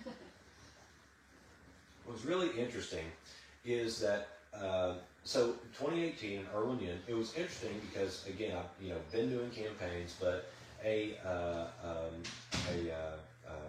new grassroots group sprung up in response, and I think they've been around a little bit before that, but a group popped onto the scene in 2018, Oklahomans for Health and Parental Rights, and they were getting after the teachers. They were getting after Yin for some of his big pharma type deals, vaccine mandates that state, right? Yeah. And so he had also managed to somehow piss off oil and gas. I don't know how he did that, honestly. But he also was getting under the skin of our Second Amendment Association, the OK2A. Yeah, that's which in Oklahoma, y'all know this. In Oklahoma, and this is really interesting about Oklahoma, is you've got national organizations, but a lot of times, we don't listen to them. We listen to local, right? So the Second Amendment, Oklahoma Second Amendment Association, a guy named Don Spencer over there, has been doing this a long time. In Oklahoma campaigns, Oklahoma voters are listening to OK2A. They could give 2 shits less what the NRA has to say because Absolutely. They know who's really advocating here locally. It's a really interesting dynamic that they've got over there. But so this group, Oklahomans for Health and Parental Rights, pops up. Liza Greavy over there. Yep. And I'll tell you right now, Liza's fierce. So in 2018, I'd seen what they were doing, and I reached out. And I said, hey guys, and this is, with about a month left in the campaign, and I hopped out there, and so I reached out, and I said, hey guys, what do you got going over there? We're down. And there's a 1-hour podcast just on this, what that looked like. But we'll just leave it alone and say we reached out to them and we had common cause to get rid of Irwin Yin. Ultimately, Irwin Yin loses his primary, as an incumbent, only getting about 40% of the vote. It was the first time this is the first time, because when we were, cannabis was almost new as an interest group, but we got together with other grassroots organizations and really, just kind of worked off of what each other were doing and talked, and we got rid of Irwin Yin. So fast forward to... And believe me, that was legend in the state capitol. Everybody knew that he had been targeted very publicly and taken out. Right, and so things kind of come back around again this year to where... folks that have been giving us a hard time at the Capitol, looking to scale back the program, looking to cancel cannabis events, create limiting conditions, limit patient access to medicine, much less successfully pass a 2,000% tax increase on our businesses. It was nothing more than state revenue, House Bill 2179.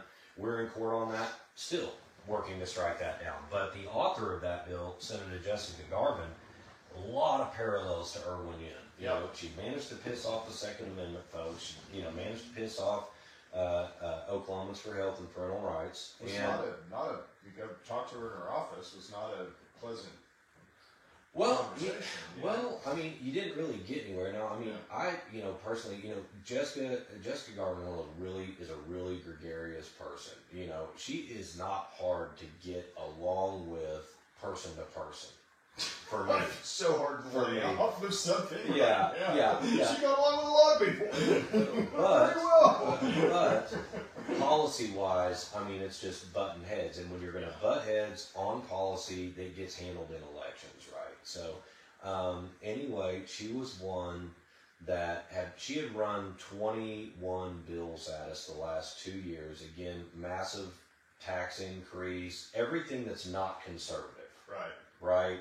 And against cannabis freedom. There were 2 or 3 bills she had that was like, yeah, I mean, that's okay. But F minus, right?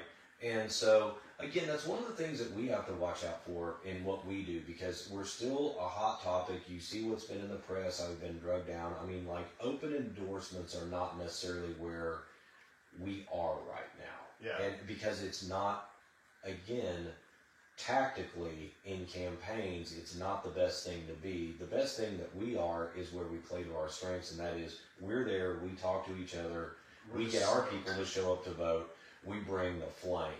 You know, we have the ability to bring that extra several hundred voters out, right? So that is what we saw this year, and that actually went beyond. It bled over into obviously the Senate, Senator McCourtney, Greg McCourtney, who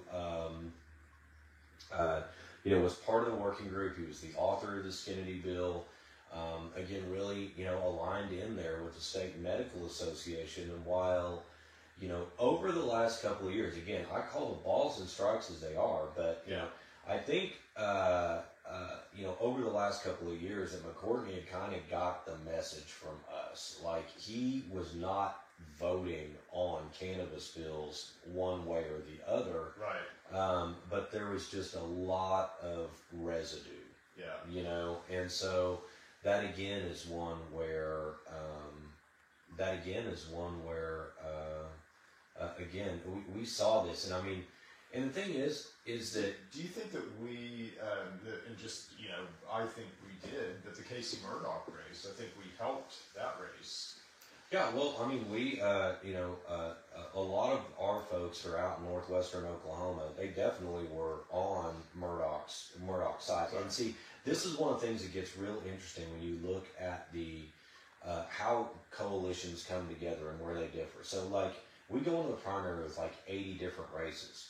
Now, we do not always agree with other interest groups on their picks. You know, even though we're all a bunch of really freedom-minded folks, there is nuance to this, you know? Yeah. And there can be someone that can be solid on their issues and has been a pain in the ass, or for political purposes is a pain in our ass. And Senator Cody Rogers was one of those. Yeah.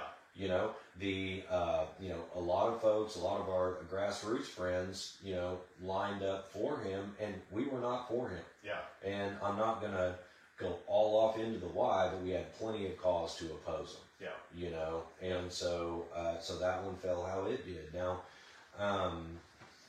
so there is nuance in this, you know, and there really is nuance in it. But we have those that sometimes we just don't agree, and that's okay. We haven't talked about this at all, but I just, you know, asked you the question because I know kind of where my head's at. But we likely need to petition again. You know, we likely need to do a constitutional petition. You know, what are your kind of thoughts on that? Well, our ultimate reality here is that Oklahoma, again, you know, there are a variety of reasons. You know, fundamentally cannabis freedom. fundamentally, true rights protections against Department of DHS. Yeah. Locking in our Second Amendment rights. Yep. Which we made a lot of progress on that, but there are fundamentally, there's cannabis freedom, and then the second thing is that we now see, for example, the feds flopping around with trying to rescheduling to Schedule 3, which will be outside of, we might get some tax breaks, maybe opens up banking a little bit. Like, the trade-off is a total and complete snafu. Yeah. It will not be good for a program that's built like Oklahoma. No, it's the benefit will be, it benefits, let's say, people like me who have been researching into the system and understand the system and understand how to kind of make, let's say, drugs that are going to help people that will affect the system. So it's a nice thing that now we've got kind of a pathway that's not completely blocked, let's say, by the deep state or medical associations and things like that. So it's nice in that way. But to think about, I'm going to get my smokable flower paid for by insurance if I'm going to get it at the dispensary. That ain't happening. That ain't happening. You might get a shot, at the hospital that has some cannabinoid in it that insurance pays for, but it's not like, it's going to kind of be something that you have that you take home with you. Well, and I mean, and we know that it's going to take at least a year. We also know that the DEA is not locked into doing this. No, they aren't. This is not a lock by any stretch. The thing is that number one, Schedule 3 should be zero consideration in a sense, because you're waiting on the federal government. Right. If you hold your breath waiting on the federal government, you're dead. Yeah. Right? Yeah. You will die. Yeah. So, but what it really comes down to, and it's like what you talked about earlier, states' rights issue. Oh, yeah. Let's talk about this as a states' rights issue, okay? Yeah. Fundamentally, just like we have done, with 788, my position is this. If the people of Oklahoma decide that they want a constitutional right to access cannabis and don't want their constitutional rights violated when they do, then that is the prerogative of the people. And if the people decide to do that, then I would expect, demand, and hold accountable our elected officials to back that play up. Even if the feds come and say, oh, well, this, that, or the other, I expect our Attorney General to defend the people of Oklahoma's decision. Yeah. I don't want to hear, well, it's Schedule 1, so I can't do this. I don't give a shit. Get creative. Yeah. No, you're right. This is a states' rights issue that we're willing to go to war over. So we will expect that. The fear with Schedule 3 is that the FDA is going to get involved, and that they'll say, oh, well, all marijuana is a medicine now, so we're going to drag back all these state programs, and then we're going to regulate marijuana. That can't happen. I mean, that breaks states' rights. That breaks the United States Constitution. This state has voted on a marijuana program that our people demanded, want, deserve, and will get, regardless of what the federal government does. Well, let's get serious here. I mean, again, this is where, again, with Orca, we'll take openly hardline positions, right? Open 2A and all that. Right. It's real simple. Here's my perspective on it is, okay, so we make the program the way we want in our Constitution. Yeah. That binds our state officials. Right. To be on our side. Yep. Okay. I suggest that all other states do that as well, to the degree that they can. Advocates, activists in other states do that as well. Oklahoma's taken the lead. With 788, we blew this open to a degree that no one else had done before. Absolutely. And I believe it's going to be that we may be the only state that can push that envelope again for the rest. Yeah. Now, that said, my take on it is this. It's like, oh, okay, well, the feds don't like it. We got recreational, they passed Schedule 3. You can pry my weed from my cold dead hands. Exactly. Yeah. Seriously. I mean, we're gonna go Charlton Heston with a gigantic cola bud. That's the way that's the way it should be. So, I mean, if you look at it, okay, FDA, try it. Yeah. You don't have the manpower. Look, weed is here. It has been here. It is going to be here. You know, it was our medicine before they took it and gave us drugs. You know, this plant, cannabis, built America. This is America's crop. You are not taking this away from us at this point. I don't give a shit what the DC deep state has to say. You literally don't have the manpower to enforce it. So I was at the Association of Food and Drug Officials 2 weeks ago, and I had the opportunity to sit down with the kid who is the FDA official, who's over basically the FDA's positioning on CBD. CBD is a food. Has he even done anything in like 6 years? Like seriously, like CBD got descheduled, hemp was made legal, and FDA's like, well, Congress, you got to do something. I mean, that's the exact same shit that would happen here. They just came out with all this positioning on how dangerous it is, how much of a drug it is, and so I on CBD. Yeah, and listen to this kid talk and you know, I was respectful. Again, I'm not going to argue with. Well, yeah, I'm not all trying to that, talk shit on someone I've never It's like, met. oh my God, it's just they're so far missing the boat, and they're so far off from what we the people want and what we the people think. You know, so it's just, yeah, and again, thank God we have states' rights, because that kid can never do anything here in Oklahoma. Well, and that's the thing, is that's where it's important to, you know, to diffuse this and do this. Look, at the end of the day, the regulators are never going to keep up with the innovators. No. You know, when they are going at this, like when they say, we're going this from public safety, what they're doing is, like, if you are more focused on how does this harm you as opposed to how does this help you at this stage of the ball game, with like no recorded deaths ever from THC overdose. I mean, I think who was it? Willie Nelson said that the result of a THC overdose is a good night's sleep. Good night's sleep. Yeah, you know, that's what we're dealing with here. And for these folks to say, oh, well, it could be risky in this, they're just defying gravity. I mean, at that point, they are on the talking points of the interest groups. Well, and it's good that, you know, you and I think have had the same experience politically with this, and certainly with our state, like our federally elected state officials, meaning our state congresspeople and our state senators, that it's verboten to even bring this topic up. You can't even get the topic. There was a challenger for one of our U.S. senators here in Oklahoma that Jed and I were supporting, and he was a medical marijuana advocate, and we could not even get his position paper in national media, which was a big deal. He was a conservative Republican who supported medical marijuana, and no one wanted to talk to him about it. Mm-hmm. So we can't. Point being, we can't even start the discussion because the media won't help us with the discussion right now at the federal level, which is really interesting. Well, and that's where we've really adapted. And again, that's where, you know, at a certain point, you just stop worrying about what the TV's doing. You know, we talk person to person, we generate our own content on social media, we figure out how to break around the algorithms and do things like that, and we get the word out. Yeah. And, you know, it's interesting because a lot of the folks that are, you know, that live in that fishbowl, they miss a lot of what we're doing. They never see it because again, we're really good. Right. Yeah.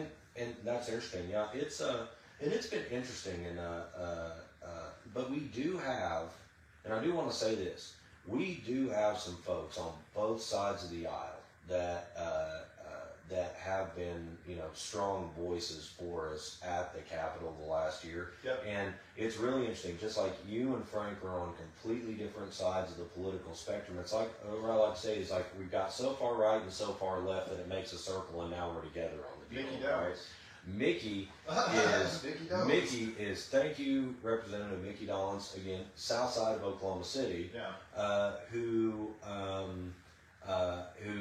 I mean, he'll say something about it and has really, really been a great help over in the House. But then, you know, we see over in the Senate where your true conservatives, right?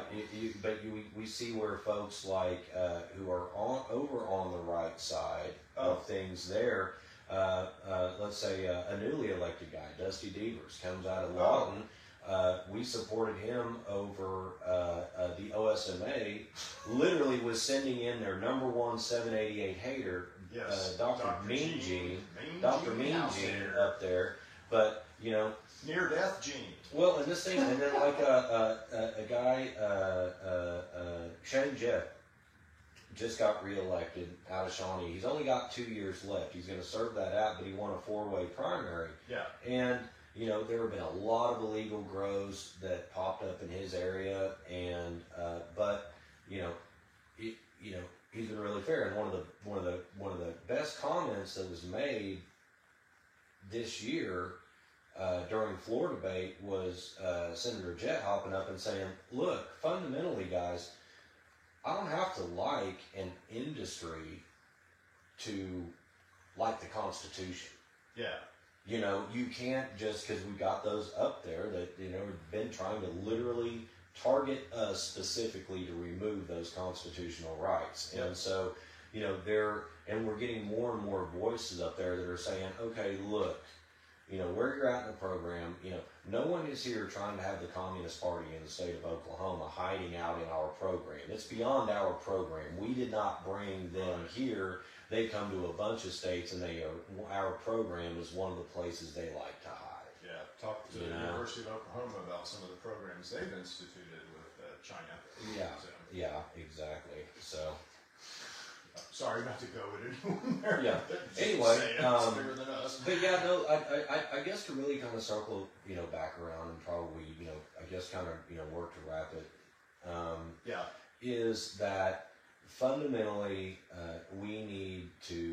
the people need to step up, and they need to, we need to run, we need to put recreational access into the Constitution, moving forward. Yeah. Now, the process was changed. If folks, and it's something that, I'm going to get to work on, we're going to explore this, kind of get an exploratory committee launched here before long and spend a couple of months. But, if we want to have a vote on recreational in the 2026 cycle, we're way too late for 2024. Yeah. But if we want it in the 2026 cycle, we actually need to start now, and we need to most likely get paperwork filed with the state September, October of this year at the latest. Yeah. No, I agree with you. That's just what it is. And if you're in the industry or you're just somebody who wants to do this, and we need to put the program in the Oklahoma Constitution. We know enough now about the medical program that we can do that, and we feel pretty comfortable in that we're not going to screw the state and stick something in there that can't be changed without a 2/3 vote of both chambers or whatever. Mm-hmm. So we feel pretty good that we're in a position that we can do that. But again, we can't do this. In 2014, Cindy and I paid for the entire petitioning effort. So we wrote the check for that entire petitioning effort. In 2016, other people did. Joe Dorman and his group, sponsored a lot of that. Frank, generated a lot of money for that. But those were $40,000, $45,000, $50,000 efforts. Right. I know, what we did campaign-wise. If you would have had $1 million, you could have done a lot more than you were able to do with, $150,000 or $120,000. So we've never had any money in this movement, but yet we've been very successful. But in order to do the next petitioning effort, we can't, Jed can't continue to do what he's doing without pay and on cash, and my wife and I can't continue to do that without. And not that anybody's looking for any pay, but that something needs to be properly sponsored in order to really do this right. And again, that's going to take some people who have some funds stepping up and saying that they want to do this. One thing, and this is what we're going to explore. I was actually talking with a mutual friend yesterday about this. Okay. And they actually just got a dispensary open up around the corner here. So okay. We'll visit on that in a minute. But, Okay. Anyway, one thing that's really kind of points to what we got done, some of the stuff we got done with the legislature this year. But the legislative efforts this year have now literally saved are about to save this industry millions of dollars. Yeah. You know, undoing and this was a purely Orca pet project, was to get the employee credential system fixed. Yeah. And by doing that, we got that done. And that in and of itself saved us in $50 increments $500,000 for the rest of this year. Yeah. Much less final form testing. You know, the thing is, and I was having this conversation yesterday, we've got about 25,000 people that have applied for employee credentials. It's basically $50 a pop. Okay. Okay. Okay. If you got rejected, you have to do it over again. Yeah. We eliminated that. Yeah. If employers, for one example, if employers said, okay, $50 a head for every employee I got, that's what I'll donate to this. Yeah. We have the full budget we need To do in this. order to do this. Yeah. Our organization actually just saved everyone that money. Yeah. You know, and so that's what we're going to get into kind of with this, an exploratory deal. And again, you know, one of the things that, unlike, you know, what was done with 820 in a lot of ways, you know, what I can, Let's talk about 820 real quick. okay. Yeah, Okay. because a lot of people think that you know, something ran in Oklahoma, that the kind of marijuana people in Oklahoma did it, and you know, you're kind of looking at the marijuana people in Oklahoma. Well, yeah. So I mean, let's talk about 820, and let's talk about why 820 was the wrong approach to Oklahoma. Yeah. You know, how do you go from 788 winning like 35 counties to 820 winning 0 counties? Approach, the wrong approach. And this is why, you know, we have to do this. You know, 820 made the same damn mistake that the establishment made in a lot of these primaries, is thinking that you can come in, you can throw money at something, and you're going to overcome grassroots opposition. Yeah. You know, that you can just walk in, you know, we're bringing this to you, we're going to pay for it, you know, acknowledge us, you know, like Berkeley. Yeah. Berkeley. Yeah, you're not Xerxes, okay? You know, you're not the man god of, you know. And so that's the thing, is that's where he ran into trouble. And this is one thing, is that, you know, when, you know, we were very open about the fact that we were opposing it. I mean, I walked in and literally took them on pro se against the largest law firm in the state, and, you know, roughed them up pretty bad there. So here's the thing, and this is why it's important, you know. This is why it's important. You know, one does not simply walk into Oklahoma and pass a marijuana law. You know, if you come in, it doesn't matter, you know, and again, it's demonstrated in the primaries. You know, you cannot just come in here and buy an office. Yeah. You cannot just come in here and buy a program. Yeah. It's that simple. Yeah. You know, and this is where, you know, one place where I was asked about this the other day. You know, Governor Stitt said that, you know, if this vote was held today, it wouldn't pass. Well, that's delusional. Yeah. Okay. It's also delusional to believe that people will not pass recreational. You know, the reason that 820 failed is because the people of Oklahoma didn't want it. Exactly. You know, we knew better than to vote a duplication of an already duplicated system upon ourselves. Anyone that's involved in the industry, you see the way that everything's gone with licensure registrations. A lot of y'all being behind a year, 2 years on those. Do you think that any of you would really actually have a license for recreational sales right now? You wouldn't. Yeah. Yeah. You wouldn't. They would have, again, it was a statutory measure. It would have gone in. They would have delayed implementation by at least 3 years, just like we saw in many other states. Yep. You know, so the reality is by defeating 820, if we follow through now on a good version, we will actually wind up having recreational sales before what we would have if we would have passed 820. Completely agree with you. And the other thing that It was a tough call to make. Believe me, guys, I didn't want to have to go out and oppose recreational in any form, way, shape, or form, but it is what it is, and it had to happen for the betterment of the state of It Oklahoma. would have completely screwed up 788. It would have wrecked our medical program. It was written from out of, you and I know a lot about what happened and how it all happened, but it was written by out of state and all that. So it was a good thing. And, thank you to all you guys who have always really supported, our efforts to try to do what we think is right and be good shepherds, of this industry, this plant, this whole vibe. Yeah, I mean, at the end of the day, we're just a couple of yahoos that aren't scared to try. Shepherds. We will rush the hill, so. Yeah. And I think that, again, we may be kind of entering a new era of, the program. We could be, I'm starting to see a little more cooperation on the agencies, So you're working a lot with the agencies, and do you want to kind of mention that just a little bit about, agencies fight each other in Oklahoma. Getting them to work together is difficult, and it takes usually someone bridging that. They're not real apt to. OBN's not going to pick up the phone and call OMMA generally, so someone's going to have to bridge that. Well, what I would say that you can't assume that while the state of Oklahoma, the government is the state of Oklahoma. They all are the state. They are a combined entity.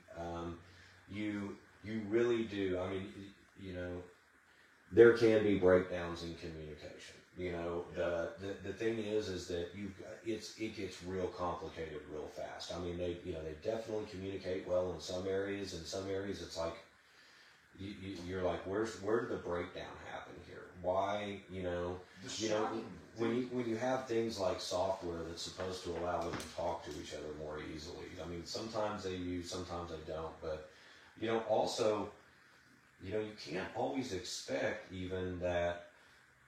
Agencies have their lane, and they don't always necessarily, just like, they don't necessarily get marijuana business operations completely. They don't always necessarily get their own rules, each other's rules either. Yeah. I mean, they've got their lane, they stay in it. There can be consequences for them for getting out of their lane and getting into the other agencies' business, So, yeah, there's definitely, I would say this, there's definitely room for improvement. But I mean, I think that goes for just about everyone and all things, but there are definitely some things where, there can be improvement. I appreciate any opportunity when I identify where some of those breakdowns are and try to, pass some notes, when they do listen. I mean, sometimes they do and they get it and, it works out, and sometimes they keep on the path, and then, we find that may have been a good thing there. So I don't want to beat up on too much, but there's a lot of room for improvement. I do want to say this though, to be really fair to the state agencies, is this: there is a lot of crap that gets assigned to them that is more properly assigned to lawmakers. When you have a lawmaker pass a law that says if you don't have this sign out front, you shall be revoked. When a lawmaker creates a law that will cancel your license, the most stringent,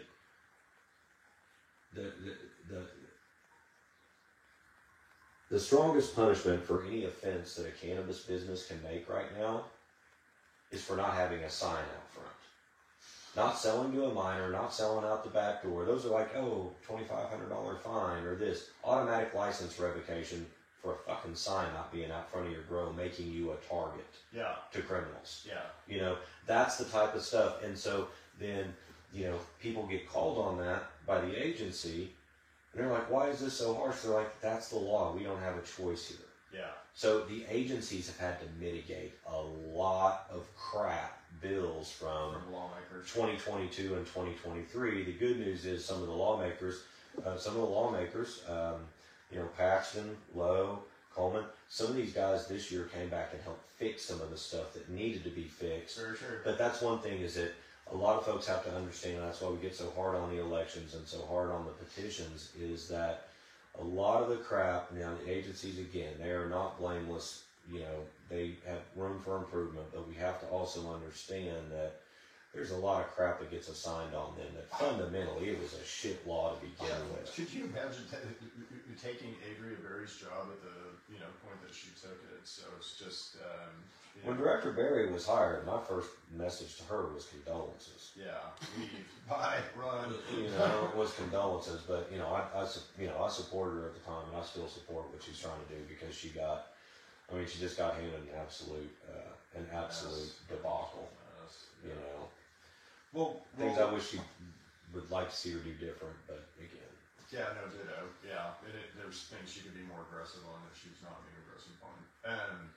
Okay, so is this a good place to leave it? I think it probably is. You and I, we could go on for forever. Yeah. But this has been great. I really appreciate you. We've been rocking steady 2 hours, so. But I really appreciate you, doing this, and always good to see you, my friend. Yeah, always good to see you. And I don't know, we'll see what folks have to say. Maybe I'll have to do some follow-up crap over there from the Orca platform, and that'd be good. Yep. Lord, we'll see what we may have said that may have got us in trouble with someone. I'm sure. Again, happy Caniversary! Thank you to everyone who is a strong advocate. I just want to give a shout out, Daryl Carnes. Love you, brother. Keep doing what you're doing. Someone that came in has been a huge advocate after 788. And don't want to. There's just so many people, and that's a great thing about a grassroots movement. It's a good problem to have. Is that we're going to piss someone off because we didn't mention someone. Yeah, Shelly. Everyone. Really appreciate you guys, and we'll get to work, and I don't know. Let's see what we come together with here the next 3 months. Sounds good. All right. See you guys.